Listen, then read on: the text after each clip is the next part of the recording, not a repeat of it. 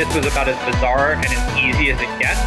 So the number for me was a number that would allow me to never have to work again. I feel like we got top. I went from a sale of $500,000 to in debt. $192 million. This is Built to Sell Radio with your host, John Warlow. So when's the last time you read a book on selling your company? My guess is you've never read a book on selling your company.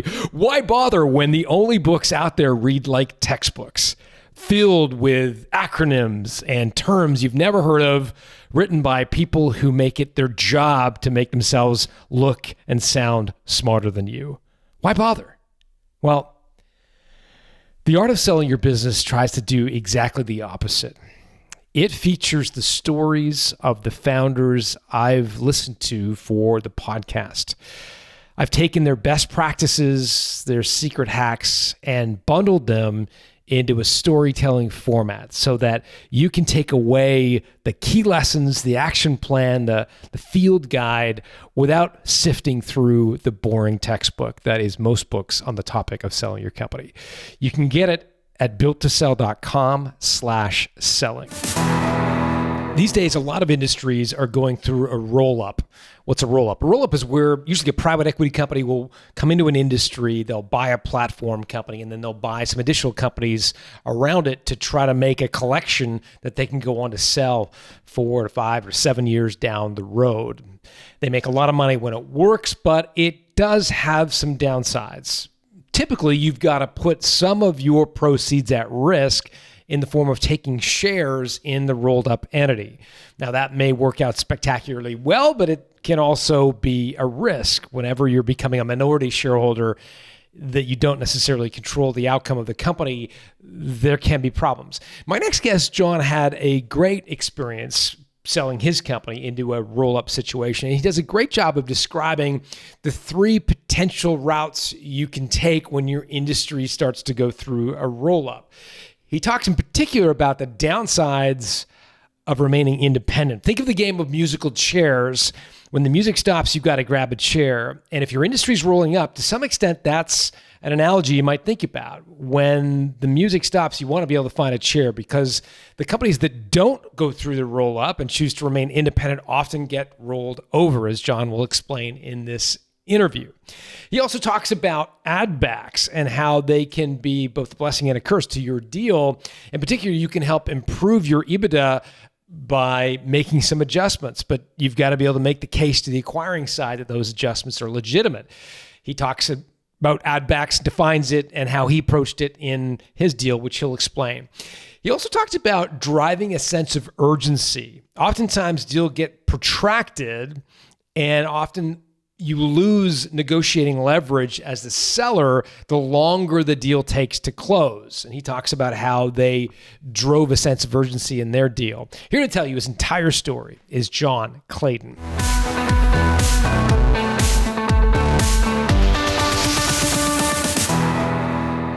Jon Claydon, welcome to Built to Sell Radio. Thanks so much for having me. I'm really excited to be here. So I've got Streamline Marketing as an agency, but you guys were a special kind of marketing agency. Describe what you do. Yeah, so we were, I guess the high level description would be a partner marketing agency. Most folks who are familiar with digital, that usually refines itself down to affiliate marketing, is really what our specialty was. But we sort of changed a bit of what we call the industry. It's more so described as partnership marketing these days. But folks that have been in digital marketing know it as affiliate. And so let's say you identify someone who's got a big Instagram following, and you have a brand that wants to sell more, I don't know, chocolate bars to teenagers. You would say, great, this guy's got a ton of followers on whatever, TikTok, Instagram, and then you would do some sort of tie-up with them? Like, how did it work? Yeah. So you just described one type of affiliate. And so affiliates actually span any sort of type of entity that you could think of that is digital in general could be considered an affiliate. And really what affiliate marketing means, it's the payment mechanism for working with that partner. So for example, that Instagram influencer who's selling candy bars, the brand would pay that influencer when they drive sales. So they actually give them a commission or a cut of the transaction.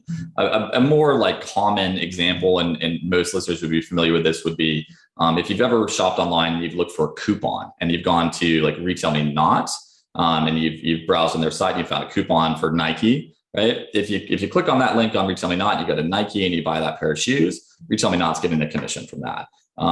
If you are reading articles on BuzzFeed or Business Insider that are talking about specific brands and they have links in those articles that are telling you to go buy this product, oftentimes those are affiliate deals. We work with podcasters, we work with bloggers and mommy bloggers, and any sort of entity, again, could really be an affiliate. It's just that the way that you pay them is generally compensated on a percentage of the sale or a commission, or maybe paying them for driving a lead or something like that. Got it. How did you make money? Like, what was your business model as a marketing agency? So we were paid by the brand. So we were effectively the agency of record. So brands would hire us, and we would charge both a retainer for our services, and we would charge performance on top of that retainer. So usually percentages of revenue or percentages of incremental revenue for growing the business. We would have some sort of performance kicker. And our pitch to the brands was always, look, we cover our costs, which is really kind of the model we built with the retainer, right? It was, we'll make a little bit of money as a company, but it keeps the lights on. But really the way that we are incentivized as an agency is to hit those performance benchmarks for you. So we sort of both win in that scenario. And it worked out really well. And our business, when we did actually exit, it was roughly 50-50 in terms of that sort of performance revenue, which was somewhat variable, but fairly consistent. Like it didn't range that wildly. And the other 50% was recurring revenue retainer from our clients. How did you measure the performance kicker? So it was either, again, we had a number of different ways in which we built them, but it was always based on the revenue or spend in some cases that was directly in the channel that we were managing, right? So if and sometimes we wrote contracts that were incrementally based. So if they did, let's say on average over 12 months, their channel did $100,000 in revenue, we were going to take 2% for anything that we did above that on average, right? So if over 12 months, each month, the program was doing $200,000 in revenue, right? We would take that performance fee that we'd made from that. What were the biggest areas of dispute you had with brands around the performance kicker? Like what caused disputes or misunderstanding? So fortunately, we didn't have many with brands. I mean, again, like the reason, and we can kind of go into this, and our business grew very quickly in our industry because we came in and I think we offered a bit of a different type of service model to brands that were looking to get outsourced help for managing their partnership or affiliate program. Our industry and affiliate in general has sort of a bad rap, and it has a bad reputation for legit reasons, I would say. Like there's been some nefarious actors in the space. Like a lot of times you could really question whether or not what affiliates in general were doing, if it was incremental to the brand. There's just been a lot of stuff over the years that has really cast a bad light on the industry. And honestly, I think it's kind of justified. We came in with the mindset, like we're doing work that is going to be quality for the brand. Like we're not going to do things that are essentially defrauding them, like some of the other agencies in the space were doing, right? And so when we were driving performance, it was very much aligned with what the brand was looking for. So we had like their main objectives and KPIs. So for example, say it's a brand that's wanting to grow their new customer base, right? That's what the main directive is. So we would build strategies around driving new customer acquisition through the affiliate channel. And most of that's done by making consumers aware of a product. So we're working with content affiliates and bloggers and influencers and really upper funnel, highly valuable types of partners. And so when those partners are driving revenue, it's really justifiable just in terms of like, hey, this makes sense. Like this is really good for the brand, and the brand's bought into it, right? We were able to sort of weave that story together and explain it really well. The other thing that we did, and that I think was really helpful for our business and helped us grow, is we actually built an analytics suite that sort of lived on top of our service level. So we pulled in data from the affiliate platforms that were sort of tracking all this stuff. And then we also pulled in internal data from the client. So we would pull in start from Google Analytics or Omniture or whatever sort of internal attribution system our clients were using. And then we would actually show them like, here is your full attribution view. And this is what we're doing in affiliate. And this is why it's incredibly valuable for you. And this is why we're very much justified in charging you, this pretty hefty performance fee. And, our teams earned it. So there wasn't too much dispute in that regard. And the analytics suite, did you leverage something off the shelf or did you build it from scratch? So the front end was Tableau, just in terms of the visualization of it. The back end, we built all our APIs and we pulled it into an AWS database and, duct taped it together so that it worked pretty effectively. We had teams of analysts that were sort of embedded across our client teams that were also giving a lot of like really valuable insights to our client teams and then to our clients. And we were really heavy data organization, and that definitely helped us both as we were running the business. It helped us be really efficient, and also at exit, the fact that we had sort of a tech-enabled service business was very enticing for potential buyers. I want to come back to that. How big did you get this company in terms of revenue or number of employees, whatever you're comfortable sharing, before you decided to sell? Yeah, so we were mid 7 figures in revenue. We were a little over 30 people, and we were highly profitable. So our overall net EBITDA was roughly around 50%. Wow. So we were we're really profitable from the EBITDA perspective. I think 2 reasons. One, all the efficiencies that we talked about, just in terms of how we ran our business, like we were really good. We earned these performance fees that, again, like you could get the same service that we were offering probably for a lot cheaper from other agencies. They just wouldn't be able to do the job that we were doing. So there was the performance component of it. The second component is I ran the business really lean. Like we didn't really have a marketing team. We outsourced it to a friend's agency that, did some really good SEO work for us. We didn't really have a finance person. We had an outsourced bookkeeper, right? We had one sales guy who was great, but like no outbound stuff. It was all based on internal referrals and sort of word of mouth. And so it was a very lean business in the sense of the sort of operational structure of what most companies might look like if they, got a little bit bigger than that. Yeah. Makes sense. What was the trigger that made you want to sell? So I think there's 2 sides to that. One is the personal side, and then one is the industry side. So I guess we can go the personal route first, and then maybe some of the industry stuff that was sort of like leading into that. So I started Streamline, and with a couple other, I founded it. I had a couple other partners early on, but they we're not there for long.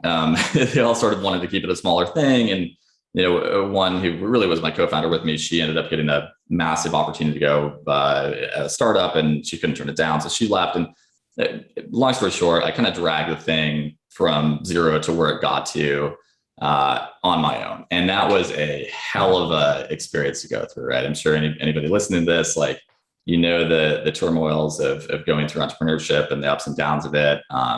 We were growing so fast as a company that we had to sort of reinvest every dollar that we made back into the business, right? So I wasn't pulling a lot of cash out. We also, being a service business, the cash flow challenges that we had were really tough. Where like we're doing work for 30 days, then we bill a client, and they're supposed to pay us 30 days later. They really pay us 60 days after that. Some of our clients were really, really big, and they just paid net 90, and that was their net, payment terms, and there was no negotiation around that. So you're outlaying cash flow for 6-7 months until you get really any dollar in the door from some of those brands. And so financially, it was, while we were profitable, like I wasn't pulling a lot of money out of the business. So it was there were some things that went into that, just from an overall lifestyle and wanting to be able to support myself and things that I wanted to do. And the other part of it, it was really like, it just became taxing from an emotional and stressful perspective of running a business. We had some, falling out with a couple of partners, and, horror stories that go into that. And I'm sure that there's plenty of those that go around, but like it was just stressful. And I ended up in 2019, I was 35. I got shingles.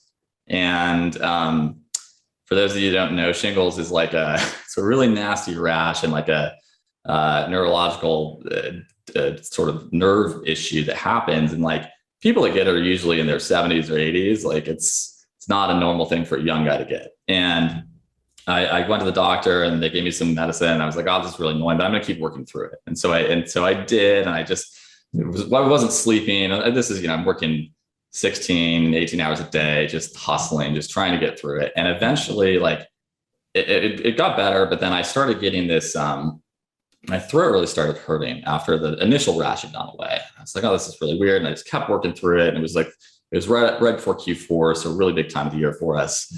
And my throat got like, it was so sore. I could barely drink water. We ended up having a company offsite retreat like that weekend. I went to it. I showed up. The team hadn't seen me in like a month because I'd been at home. And they were like, dude, you don't look good. Right. And I was there for a couple of days. And then the end of it, my like right hand woman, Haley, was like, look, I'm taking you to the hospital. So I went to the hospital. And what had happened is the shingles had actually spread to the inside of my throat, my esophagus, and it ruptured. And the ER doctor sat me down after they sorted me out. And it was very, very fortunate. Had I waited a little bit longer to go in there, like this could have been really bad. And the guy sat me down. It's like, look, dude, like you could have died. Like no joke. Like, because I wasn't really able to eat. I wasn't getting fluids in me. So like it was a huge wake up call. I spent a few days in the hospital. Like it was really scary. And like, but he's like, look, this is stress related. Like you're working too much. Like this is what happens. So that was like a personal thing. So there was some tenderizing that happened on that side of the house where it's like, okay, tenderizing, that's perfect. Like maybe working yourself to death is not really what you want out of it. Right. And that was in the middle of 2019. So personal stuff going on. It's like, okay, like maybe like you've done a really successful, everybody knows you built a great business. That's really something that's cool. But like, what's the next step that you really want to do? Right. Do you really want to keep doing this for another 5 years? Like, do you want to have another health scare? Like, what are you doing? Right. So there was a lot of that sort of stuff spinning around in my head. Coincidentally, just as a side note, like as I got super sick and as I had to take a step back, the funny thing is the business actually got much better at that point because I relinquished control of all the things that I was trying to hold on to that my team was actually better at doing than I was doing. So a little tidbit for anyone listening, don't try to do everything yourself. Finally learned that the hard way. So there's the personal stuff that was going on. And then the other thing I think in our industry that was started to happen, there was another agency that had done a private equity deal about 3 years prior to that. And they had rolled up a couple other agencies underneath them already. There's not a lot of agencies in our space. I mean, there's 10 or so that are of any reasonable size in the US. And I just sort of saw this trend happening in the industry. And usually when, industries consolidate, there are, there are three positions that are available to agency owners, right? One is you're big enough to be the company that is rolling up other companies, right? You are probably $5 million plus in EBITDA. You're bought by a private equity firm. They give you a bunch of money. You go out and you buy other agencies. You roll them up. That's one option. The second option is that you are an attractive enough entity that you would be acquired by one of these holding companies and you roll up with them. You probably bet on which one you want to roll into. And there's reasons why you might go with one or the other. And then the third position that you get into is you get rolled over. And I did not want that to happen. And we're kind of seeing that now after we've done the deal. Our firm is, the company that I did end up selling to, we're 260 people. There's another big, sort of private equity backed group that's, a couple hundred people as well. And then there's all these agencies that are like 10, 15, 20 people, and they're all racing to the bottom in terms of price. Their big clients realize that like, this is not really the type of business that can service me and the business that I run. And so they're losing bigger clients. It's not a fun place to be in right now if you're in this smaller agency size. So I was a bit ahead of the curve in terms of realizing that was going to happen. So I really started looking at things very heavily, a couple of years really before I did the exit. And I just sort of saw the trend going in that direction and wanted to make sure I was ahead of it. Love it. So platform company, for those listening, and I think this is certainly in the marketing services space, we see this, but I think the same sort of selection of options exist in other industries where there's, a private equity group will purchase a platform company on which they want to build and make tuck-in acquisitions, or you refer to it as a tuck-in or, an additional company, and then rolled over, meaning eventually these companies get so large and dominant that they're hard to compete with. And the folks who left remain independent and miss the chair at the musical chairs game end up, struggling for the kind of scraps. It's something that we've seen in other industries as well, for sure. But that's a really helpful framework for folks to think about it. I want to go back to the personal side of things. As you reflect on it, what I'm hearing, and I'm piecing together a couple of things here. So tell me if I'm wrong, Jon. But one of the things I heard was you were really lean and you were able to squeeze out 50% profit margins because you were lean, in part. One salesperson, you're outsourcing the marketing and the SEO stuff. Presumably, that there's a double-edged sword there, right? So yes, it's very profitable, but it requires all hours of the day and night to kind of duct tape it all together. Did you think about, rather than sell, did you think about building out some expenses, like hiring some C-level sort of talent and sort of building out the team to make it less dependent on you, and then do another kind of tranche of growth? Was that one of the options you considered?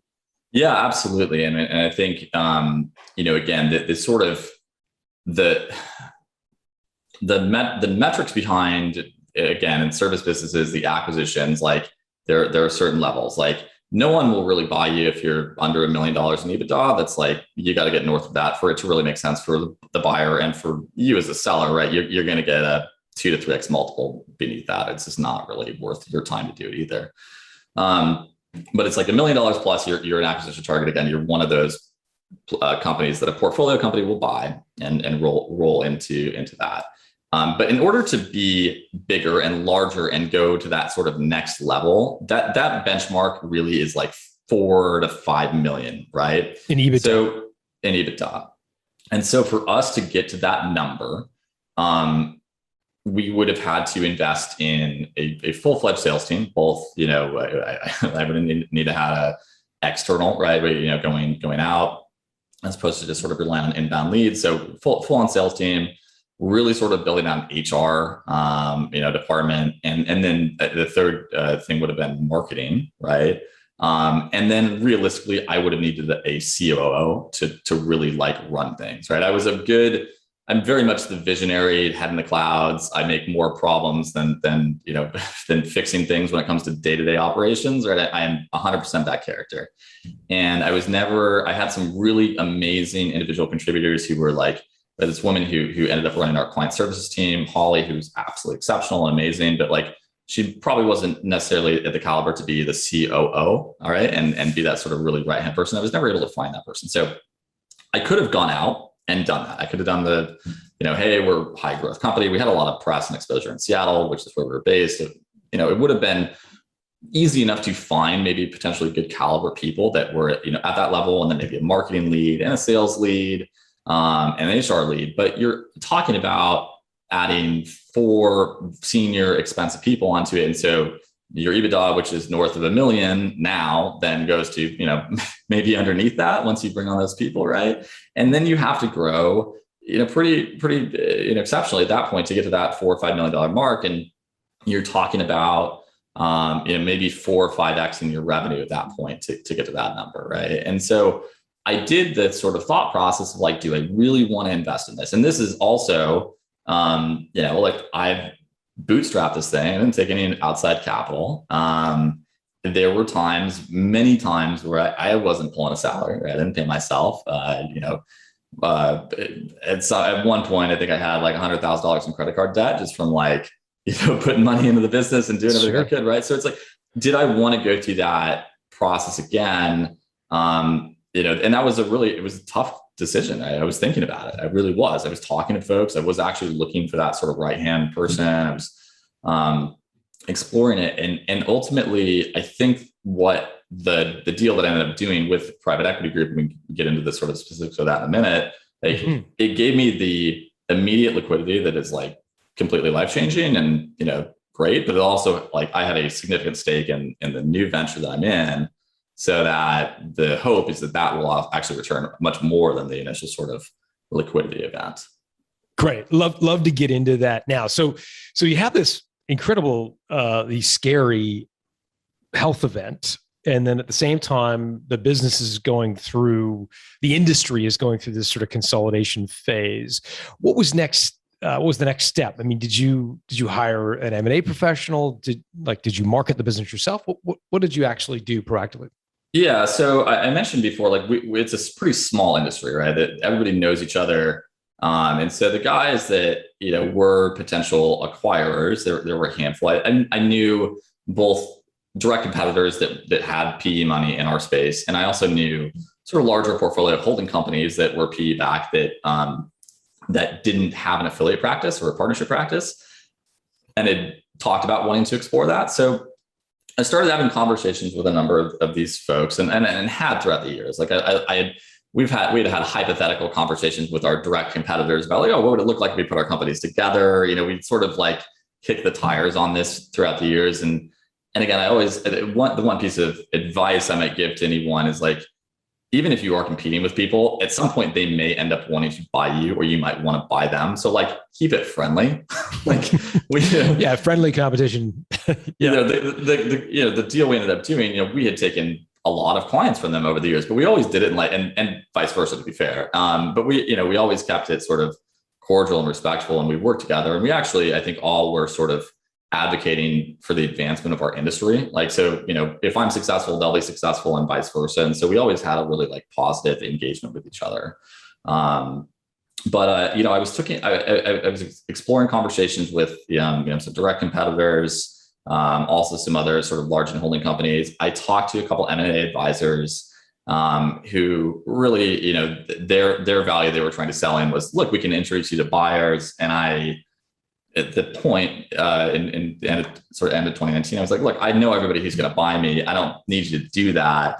And so I decided to kind of go at it on my own. And the one group that I mentioned that had taken PE money a few years prior and rolled up a couple other agencies, we got into some serious conversations towards the end of 2019. We disclosed some of our financial information. They said, look, you're big enough for us to do a deal with. We really want to put this together. They did give me an LOI. We did a couple of turns on it, negotiated. I say I did it. And we actually got to a point where I was happy with the number at the time and the size of the business. We were, had just gone through, again, some of that tenderizing stuff that I had talked about. And we were, look, it was enough money where I did the math on it. I was like, look, this is great for me. This is a life-changing amount of money. I think it's a good opportunity for the employees as well, right? Really, this is going to become a much bigger agency. And it's a really sort of attractive pitch to me personally, because I knew the guys really well who were the co-CEOs of this other private equity group. And, it would have been really fun to work with them. I've been good friends with them for years. I liked the PE buyer. He didn't have a lot of experience in our space, but I thought he was a good guy. And I liked the firm. And so it all looked really good. So we ended up negotiating, doing a few turns, and I signed an LOI at the end of 2019. So that was LOI executed number one. That's the first one. Okay, I have a feeling there's a number two, but let's just get into number one for a second. So the LOI number one, this is a private equity backed competitor. So it's a marketing agency that's got a kind of a blank check from a private equity company to go buy other businesses. Essentially, that's the pitch. Got it. And so when you say you did a couple of turns, again, I'm asking on behalf of listeners now, they're probably wondering, like, what did you negotiate? Like, what were the deal points that were important to you to work through? Yeah. So again, there are standard industry multiples that are not really disputable, right? And again, it's sort of like at the $1 million threshold, you're going to get 4 to 6x EBITDA. Which is right around where we were at that point, right? And you'll get a higher multiple if you have maybe better marquee clients, if you have less concentration risk, if your client retention is really high, there's things that'll move it one way or the other, right? If you have more recurring revenue as opposed to variable performance stuff. So there's a standard multiple, right? And like, ours ended up, we knew it was going to be somewhere between 4 and 6 as we were sort of negotiating things. What really was the negotiating factor were things like ad backs, right?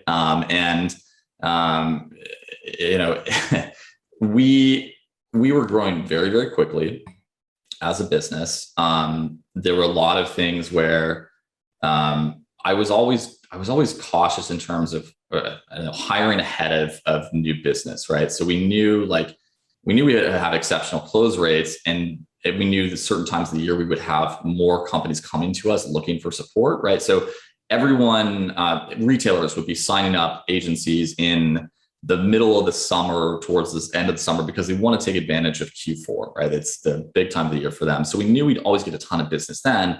So we'd start hiring people in like May, right? It was, we knew we'd be putting them on accounts in September. We'd want to have them trained up. Our industry is a little difficult in that you can't really find a lot of talent that knows our space that well. So we try to train people as much as we can. And so we'd always be building ahead, right? And so if you look at our trailing 12 months in our books, it may have been 750K or something like that. And there were a few other pieces. I had bought out a partner that was a sizable add back to it. We had all these discussions about like, okay, look, well, even though it says 750K, I can really clearly show you like it should be like 1.3 million, right? Or whatever my argument was, right? And we ultimately ended up like settling on, but it's really like $1 million, right? In terms of like the add back adjusted sort of stuff. When we signed the LOI, that's what they sort of agreed. We're going to agree to the $250,000 in add backs to it. So you get about $1 million in EBITDA. Got it. So just for folks who may not be familiar with this add back concept, we think of a profit and loss statement as this sort of a binary, linear, objective thing. The accountant provides it and it's done. And of course, it's a little more subjective. There's sort of adjusted EBITDA or adjusted financial statements is where you get into this sort of interpretation of the EBITDA, yes, if you will, like the art versus the science of it. So you're making the case, look, I'm getting unfairly dinged for these 2 employees who are all expense and no revenue, right? I'm just training them right now. So there's 50 grand here and I've hired them as recruiters, blah, blah, blah. And that's lowering my EBITDA, artificially lowering it. And you're making the case, say, let's take that expense off the profit and loss statement, therefore increasing our EBITDA. And they're saying, no, that's just regular course of business. That's just, you have to hire people, right? And that was the back and forth that you were having? Yeah, that was the majority of it. And there's also, cases that I was trying to make and again, hindsight, I think having a third party make this case probably would have made it go over a lot better. But like we were growing at like 40% annually, right? I should have said, hey, I'm at, let's say $1 million, right? But like, I'm going to be at 1.8 next year. Like you should be buying me for 1.5, right? Or something in the neighborhood of negotiating a little bit better from that perspective. But most of the negotiation came down to, okay, let's agree on a multiple. Jon, you are not going to get a 10x multiple on EBITDA. Thank you for asking, but that's not realistic, right? Did you ask? Of course I did, but I knew that coming in, right? It's, I think a lot of folks in our industry, like, it is funny. I've talked to other agency owners in the affiliate space specifically. They're like, oh, we should get like 4x on revenue. And that's not how it works, unfortunately. If you were a product business or a SaaS business, like maybe you could. Sure.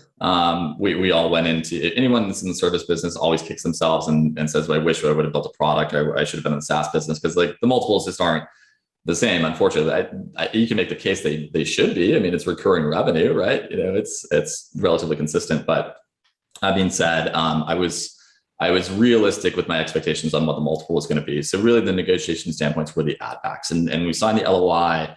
We had sort of agreed, we had written them out in the LOI. This makes sense. This is what the number is. Great, off to the races. Let's go through due diligence. So we signed the LOI. Can I just pause for 1 second, Jon? Did you talk about what proportion? So you're sort of in the 4 to 6 range. I'm assuming on the sort of higher end, given that you had some proprietary technology and diversified customers, et cetera. So did you agree was that going to be all cash? Were you taking some in shares? Was there an earnout component? Like how was that contemplated in the LOI? Yeah, so there was an earnout component with this deal. It was mostly cash. There was a little bit that was rolled into it. So I think it was probably about 20% was rolled over into equity. Just for folks who may not know, that term rolled over means you were not taking cash for that. The 20% of the proceeds were going to be in shares of the acquiring company. Is that correct? Correct. Okay. So it was about 20%. I think 60% was guaranteed in cash and the other 20% was in an earnout. So it wasn't an overly aggressive earnout. It was actually really fair. I mean, it was basically just keep your volume consistent, right? It wasn't like you have to grow 50%. It was actually, I felt really good and it was achievable. And in fact, part of the negotiation was, okay, look, if you want to give me an earnout and I crush my numbers next year, I want the upside on that. And so they did give us upside where we could have maybe got like an extra 10% in total deal value if we would have sort of hit the upper mark of the earnout, which we would have in hindsight done after having the full year. Yeah. So yeah. Interesting. So for folks who are new to this, you kind of come up with a valuation somewhere in the 4 to 6 times EBITDA range in your industry, service business, and then it comes down to, okay, how's that money going to be paid? Is it all cash at closing? Is it a structured deal? In your case, it was 60% cash, 20% in shares, and then another 20% that you had to kind of earn that was sort of quote at risk. How many years was the earnout? It was just 1 year. So it was a short earnout, which I liked. I think long earnouts always get really difficult to forecast, right? Who knows what the business is going to look like in 3 years? Are the guys buying you going to control you? I felt confident as well that they had bought a couple other agencies and those agencies had remained independent. So they hadn't sort of smashed everything together yet, right? Eventually that was the plan, right? You're going to be, because all these groups are effectively doing the same thing. At some point, all the agencies are going to come together and combine, but they'd left the groups independent. The guys running them, I knew the owners of those other agencies that have been acquired. They told me, look, they give us advice, but they let us run things on our own. I knew they weren't going to come in and say, well, look, you need to hire 10 more account managers, therefore it's going to screw up your EBITDA and then you won't hit your earnout. Like they had no incentive to do that, right? And I trusted the guys enough to be comfortable with that. Got it. So what happened? So we signed the LOI towards the end of 2019, and we started going through diligence, and there was a Q of E analysis, so quality of earnings. Quality of earnings, where usually, and again, I'm doing this for our listeners' sake who may not have heard that Q of E. Oftentimes, an accounting firm or due diligence firm is brought in to vet the earnings statement to validate what you've portrayed or you've said as part of the sale process. Am I getting that basically right? That is correct. And we had a lot of add backs that we had agreed to in the LOI, right? And so the buyer, right? We thought we were sort of on the same page there. This third party came in and nice enough guys, but didn't really feel like they understood the digital advertising business all that well. There were a lot of questions. It took a long time. And the end of when we got the Q of E, this was now into 2020. So we're 2 months into due diligence and we dug through everything and it's an exhaustive process. And by the way, anyone that ever goes through due diligence, like it is murderous. It's absolutely exhausting. They kind of came back with a Q of E and they said, look, we agree with the ad backs, but you should have you hired this director of operations towards the end of your year, and so you need to add back that guy's salary for the full part of the year, for the TTM, right, which is $100,000, right, as opposed to where it was, and TTM stands for trailing 12 months, by the way. So trailing 12 months, and you need to add, there were all these things that they came back with in the report, and so it took our let's say $1 million EBITDA down to like 800. And, I said, guys, look, we signed this thing. We talked through all this stuff. This is not what we agreed to. This is a sizable difference, right? And so we started having conversations. And again, like, this is where me as the guy who is going to have to go work for this group now. And like, one, it's difficult because we're friends. Two, I'm gonna have to work for them. Like it's starting to get really contentious. It would have been great to have an intermediary at that, to help out with that. Yeah. So we sort of go through this stuff. Around the same time, like we lost one of our larger clients. It just kind of came out of the blue. It's unfortunate it happens. We had new business in the pipeline. We hadn't necessarily sold them yet. And this was in, I don't know, February or so. And then, this little thing, you may be familiar with it. COVID happened and like the world started shutting down. And so basically what ended up happening is we were negotiating. We took longer than we should have done to close the deal to begin with, because again, I was trying to do it myself. All these things. And then the pandemic happened. And so we just sort of had to huddle it collectively with us. And they were like, look, man, even if we got to a point where we agreed with the ad backs, we get back to that number, the world might be imploding right now. So we need to step away from this. And I said, I totally understand. Let's go save our businesses, make sure everybody's healthy and all that sort of stuff. And we, sort of walked away, right? The timing of the LOI, we had a 90-day exclusivity that was done at that point. But they said, the buyer was like, look, we want to keep in touch. Let's get through this thing. We're still very interested. Let's circle back around. Hopefully once things stabilize with the world and the economy and who knows what, and we'll look at doing a deal later on in 2020. Okay. I want to pause there because I got a couple questions.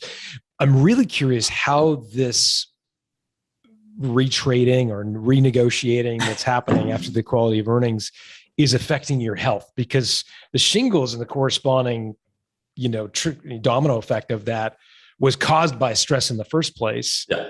This has got to be pretty stressful.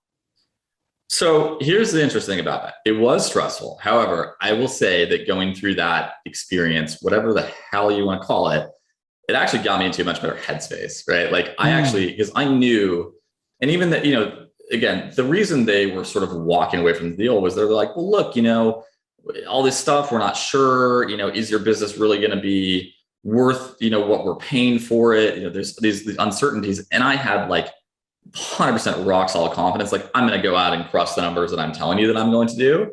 And if you want to buy me, I'm going to make you pay for it. Right. I just knew that at that point. And I don't know, I think going through that and just the way that we sort of rebuilt the structure of the company and had the team running and everything else, and the forward looking momentum with like prospects and what we're doing, like I was just so confident in the company that I really was okay when they started talking about pulling away from it. Then the pandemic happened and then that all went to hell and I was terrified again, but I got through it actually. I think going through some of those testing experiences will actually, like, it makes you know that you can kind of get through anything really. And I think at that point, I was just like, I just knew it would be okay.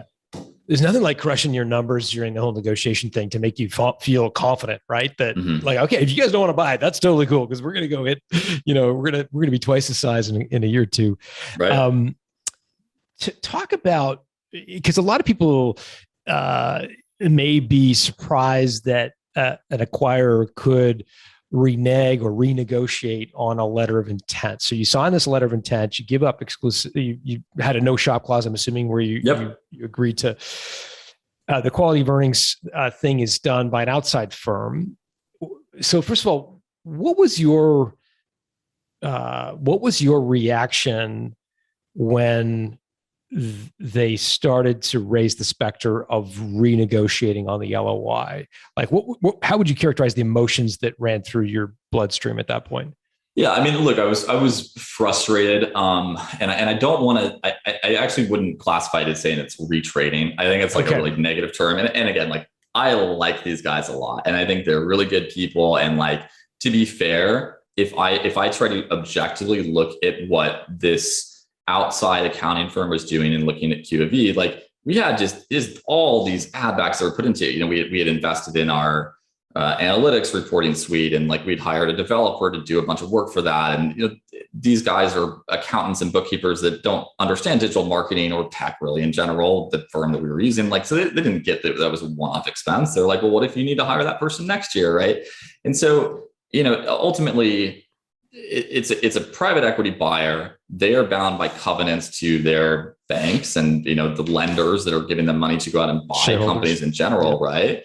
And so like the stuff that we were asking for, while I think as a seller is totally justifiable, you also have to put yourself in the position of like the buyer where like, you know, they're just conservative. They're a value buyer. That's what this private equity group does. And like, to be fair, some of the stuff that we were asking for, like you could totally make the case that like it shouldn't have been accepted as an add back, right? Now, I think that I was able to get the buyer to agree to those add backs and sign the LOI because of the personal relationship that we had with them.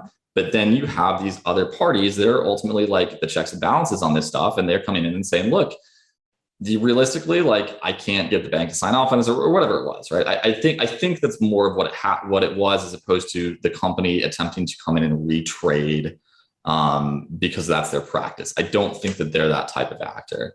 But I wasn't happy. Yeah, no, I'm sure the letter of intent that you negotiated, did it specifically? Yeah, it specified the add back. So you sort of had it in writing. You're like, hey, we agreed to this 60 days ago or 90 days ago. Yeah.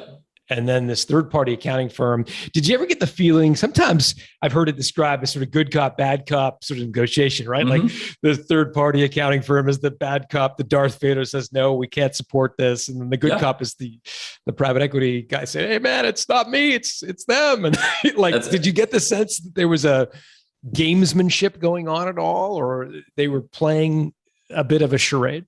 I don't think it was a charade. I think that was very much the way that it happened, right? The bad cop was the accounting firm. And, you know, again, like I understand their position. I think we were, we were asking for a lot, but yeah, it was,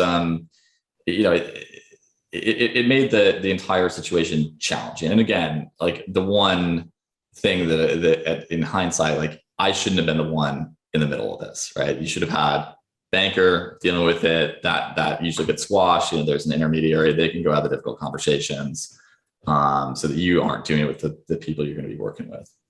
Yeah. Yeah. We've heard that a ton, that having somebody be that foil allows you to, they can absorb some of the negative energy. They can, I mean, that's what they're referred, like they're a broker at the end of the day. They are brokering. They're trying to bring the two parties together without it all blowing up. So where does it go from there? So the pandemic strikes, they're like, look, keep in touch, but we gotta figure our stuff out here. Where does it go from there? So, so navigating the pandemic is a whole other story in general. I mean, we actually, the first couple of months, I mean, our, selling the company, that thought process is now gone, right? It's like, okay, how do I keep the company together? And really we sat down with, this sort of senior team. We said, look, guys, our number one goal for the next, however long this lasts is to try to keep everybody's jobs. Right? Like that's the first and foremost thing, right? We probably should have been proactive and like let people go. We just didn't want to do that. And so we navigated it really well. We had some clients ask us for concessions, others, asked to delay in paying us. We were fortunate to take advantage of a lot of the sort of, loan opportunities, with PPP money and those sorts of things to keep things afloat without much of a hitch. And we were, doing well enough at that point. We had a bunch of cash in the bank that we were okay. So we navigated the first few months of it and then realized like, okay, this is, fortunately not the end of the world. And our business started accelerating rapidly. I think for folks that are unaware, e-commerce sales accelerated in 2020. They accelerated, basically what they were projected to do over the next 10 years in 1 year, right? Just in terms of overall market share of people buying digital, like it advanced so quickly. And so naturally, as a byproduct of that, our clients did very well. We became very much in demand and we got a ton of new business and we grew like crazy and we pretty much doubled in 2020. So it was a hell of a year for us, which, again, thinking back in like March, I didn't know if that was going to happen. But fortunately it ended up working out really well. Amazing. So then where does it go from there? I mean, how did you then get back on your front foot from a selling perspective? What triggered the second? So we were still in touch with the the initial buyer or potential buyers, and we talked a lot. And actually, everybody in our industry was talking a lot during the whole pandemic, right? Because again, we're competitive, but we're all sort of friends, and so we always get shared advice and things. And so we kept telling them, hey, look, things are going well, like it's really good, and they were again, they very much wanted to make the deal happen with us. I think, if it had been up to them, they would have done the deal the first time around, and it wasn't really, their call. But, so they came back around in late Q3, early Q4, and they said, look, we feel like we're through the worst of what was happening with things last year. We want to, do this deal. And I said, great. The company's twice as big as it was, a year ago. I told you I was going to make you pay for it. So, let's go through this again. And by the way, I knew that I wasn't willing to put up with the back and forth negotiations and all that sort of stuff again. And I brought in an investment banker, Ron from Garros Group.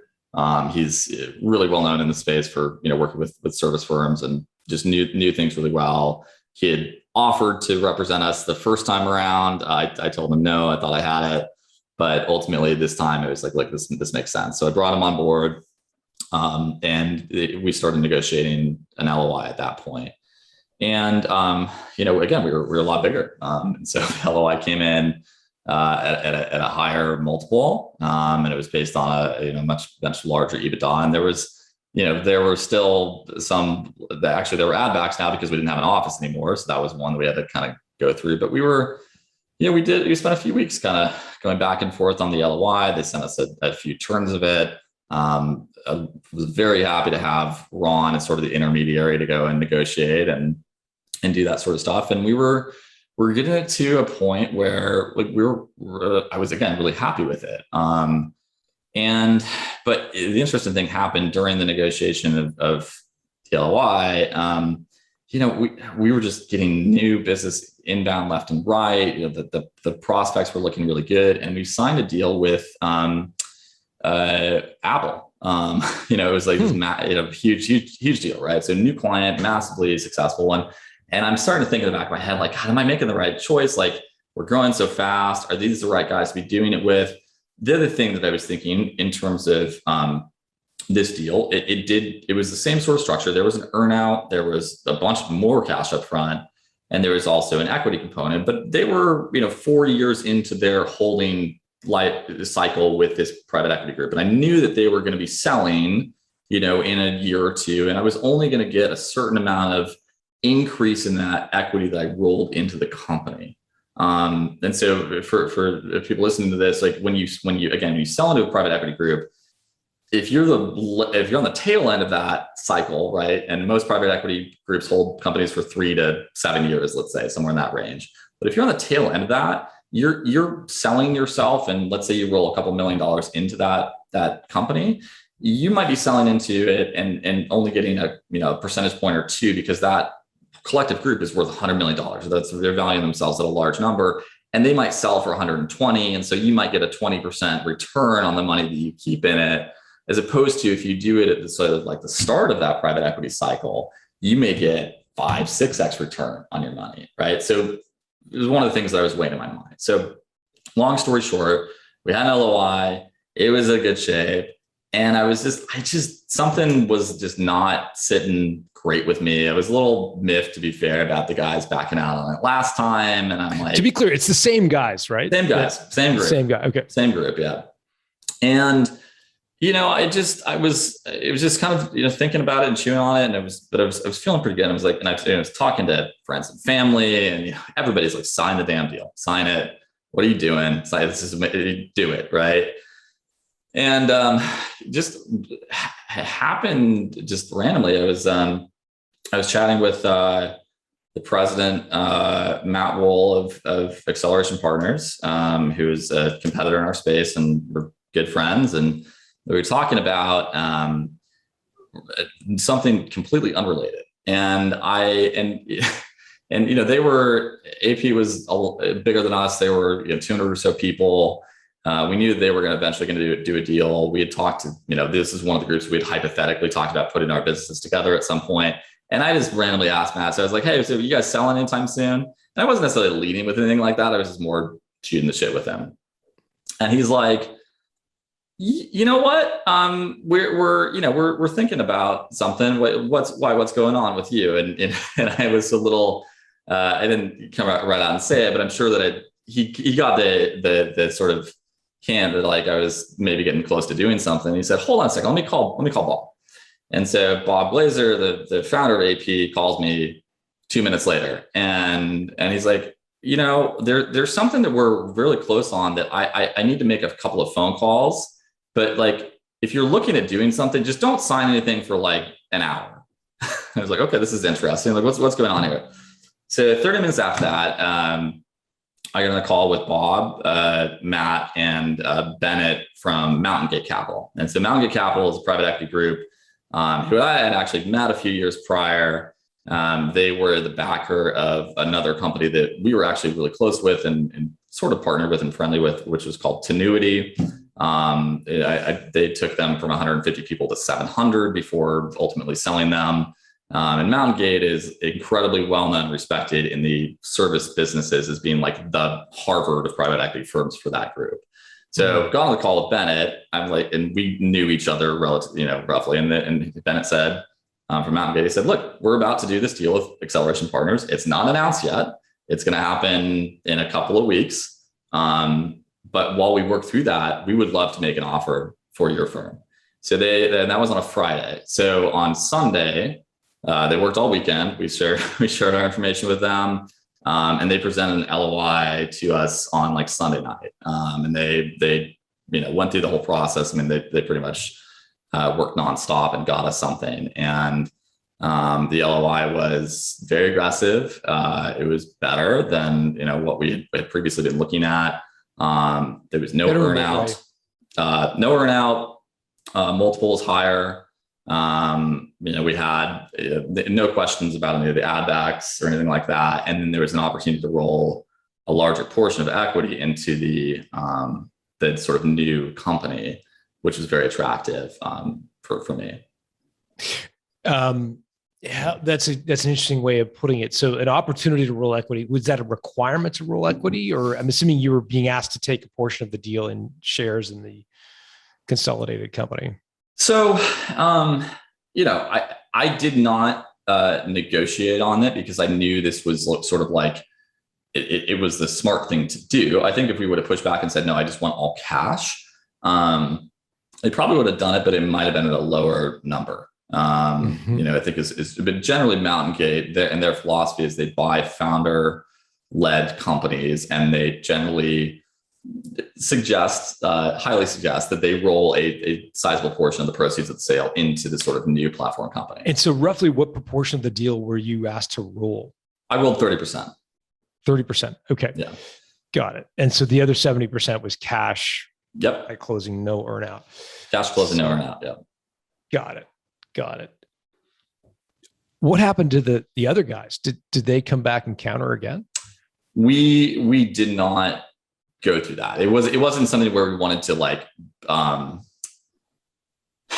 them bid off each other and try to drive the price up. I mean, again, there are industry standards that, maybe you get a little bit higher. We didn't feel like going through that process. And ultimately, like, I felt a little bit bad about it. I wasn't trying to like lead these guys on and find another buyer. It just literally happened to happen at the last second. I mean, really, like Mountain Gate, they took a huge gamble and even putting the LOI in front of us and we did as well with them because they hadn't finalized their deal with Acceleration Partners yet.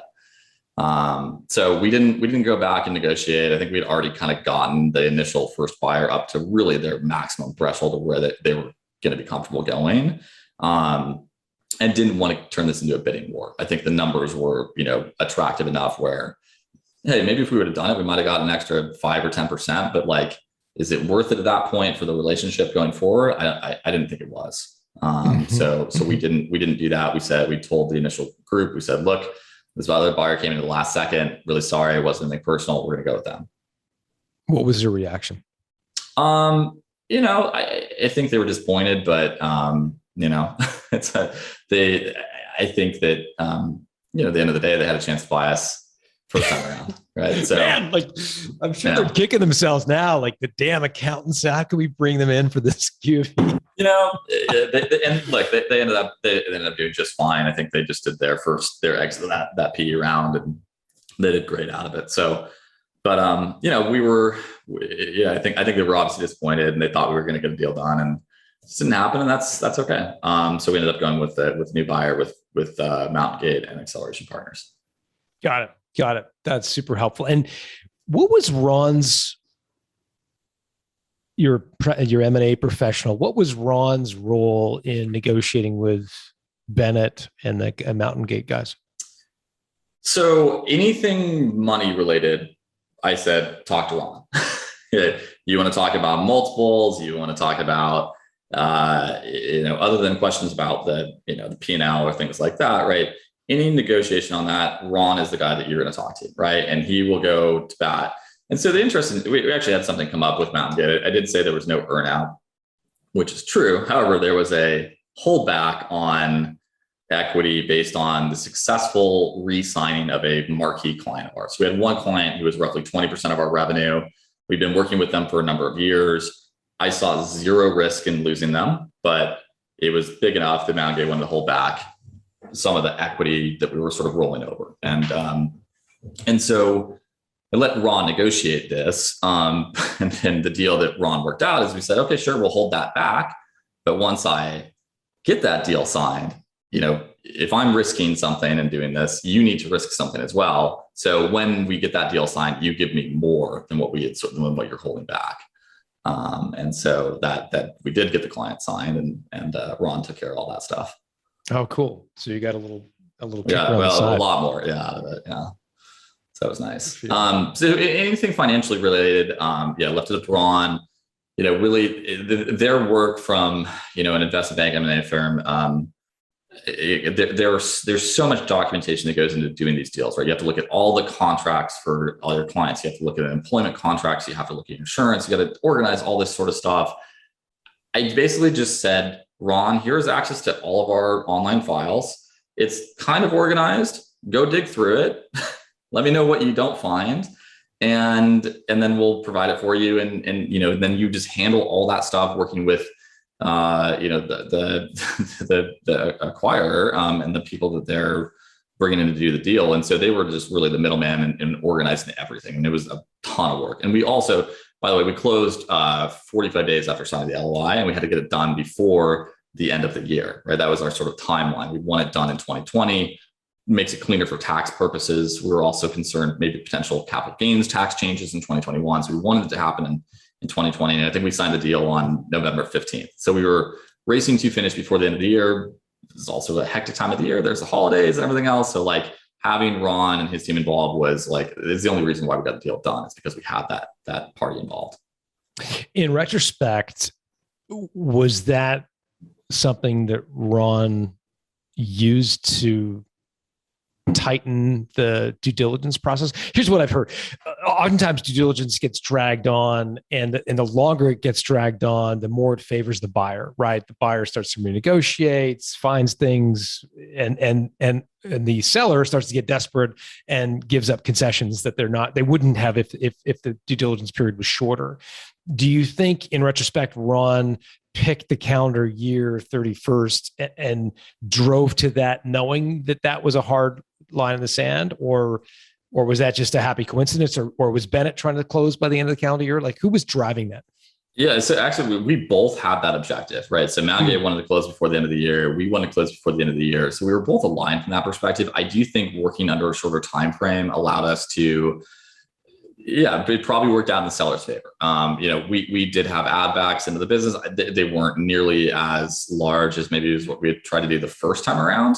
But someone, if they really wanted to dig into it, they could ask deeper questions. We could have really had to go back and forth and explain things. And who knows, right? We may have agreed on concessions and gotten a lower number because of that. There simply wasn't time, right? You had to sign, you had to get the contracts done. You had to get the tax, reviews done, everything else that goes into it, right? And there just was not enough time to really dig into too much of that stuff. Where were you when the check cleared your bank account, when the wire came in? I was at home, which is where I was for the entire time doing this. It's funny. We actually, I finally met Bennett and the guys at Bennett specifically in person about a month ago at the first conference that we'd gone to as a company, and he came out there because he was speaking on the panel. he laughed about it. He's like, look, this is the first deal we've ever done. We've never met in person, right? This is always usually face-to-face sort of thing. And so doing it virtually, it was just kind of wild. But yeah, I was at home where I had been for the past 12 months, pretty much, right? I hadn't really left much. And that was a crazy feeling, actually, to go through that. It was fun. Describe for me the emotional kind of, I wanted to avoid the word roller coaster because it's leading the witness, but in any event, describe the emotions you went through from refreshing your bank account and seeing the money hit. So you refresh your browser, it's there. Just walk me through the emotions that you experienced over the days that followed. Yeah, I mean, I think it felt very surreal for a long period of time, right? It doesn't feel real. And look, I'm almost a year out of having the deal done at this point, right? So it's still relatively fresh. And I think it's finally settling in, like, that I actually did that. Like, it's in the moment, because there's just so much pressure and energy that's put into just closing the thing. Like when it's finally done, like, I actually didn't feel this sort of like moment of elation and like, oh, let's go celebrate. It was just like, I thank God I can sleep now, right? It was more of what it felt like to me. I think, the reality of things sort of, is set in a few months later, where it's like, okay, cool. Like, mom, dad, like, I know you've been, wanting to retire, like, well, you can now, right? Let's go get you that house. And, working with financial advisor, and they're like, yep, you're set. Like, if you want to quit today, you don't have to work ever again, right? The sort of realities, the financial implications start to, reveal themselves down the road, I think, a little bit more. But in the moment, honestly, man, it's just like, I was just happy that it was done. And I didn't have to talk to lawyers and get on the phone with 13 people every day for a while. So it was a relief as much as anything else. And I think the joy sort of came afterwards, but it just takes a little bit of time to just feel it. Tell me about the experience of talking to your parents about helping them retire.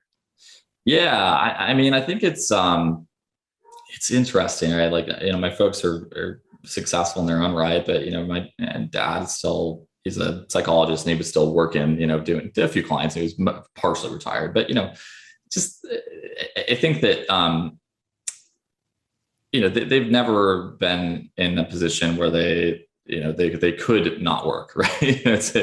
And I think to finally be able to for them to have a son that could do that, it was sort of a foreign concept to them, but obviously they're very proud and happy about it. And ultimately that was part of the decision in terms of like what I was looking for out of an exit, right? I knew that I could keep running this thing and I could keep growing it and doing that, but I was ultimately like, I was losing time with my family, my parents, and I wanted to spend more time with them. And I knew that at a certain number mark, right, I'd be able to do that, right, and help them. And my mom's going to end up moving up to Washington, retire up here, so I'm hoping to help buy her house up here when she does that, and all those sorts of things that went into it. And I think that's really the rewarding thing. Like for myself, it's cool. Like it's great to have money, and I'm always going to work. I'm not going to go sit on the beach, right? I don't want to do that.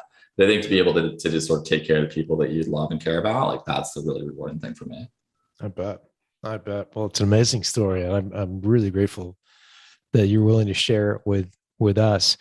If people wanted to reach out and connect with you, what's the best way to do that? Is there a website you want to point people to, or LinkedIn?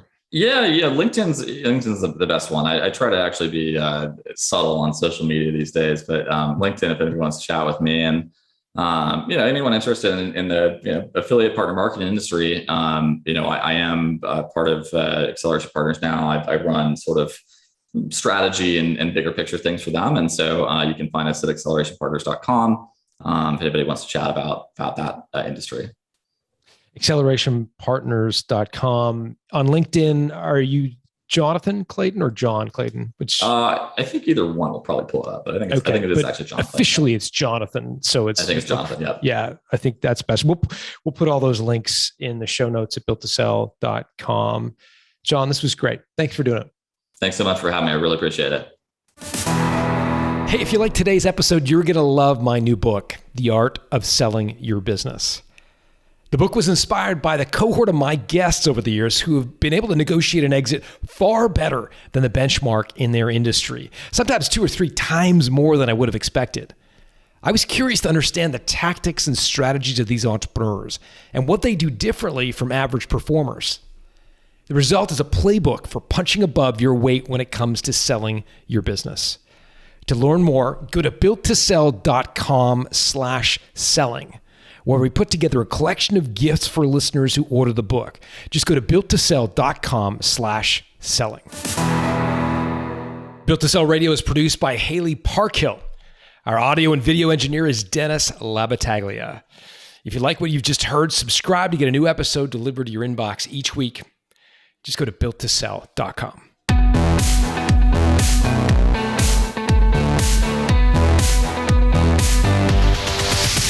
Thanks for listening to Built to Sell Radio with Jon Warlow. For complete show notes with links to additional resources, visit builttosell.com/blog. Jon is the founder of the Value Builder System. To find out how to improve the value of your business by 71%, visit valuebuildersystem.com. Jon is also the author of Built to Sell, Creating a Business That Can Thrive Without You, and The Automatic Customer, Creating a Subscription Business in Any Industry. Connect with Jon at facebook.com/builttosell or on Twitter at Jon Warlow, WARRILLOW. Thanks for listening.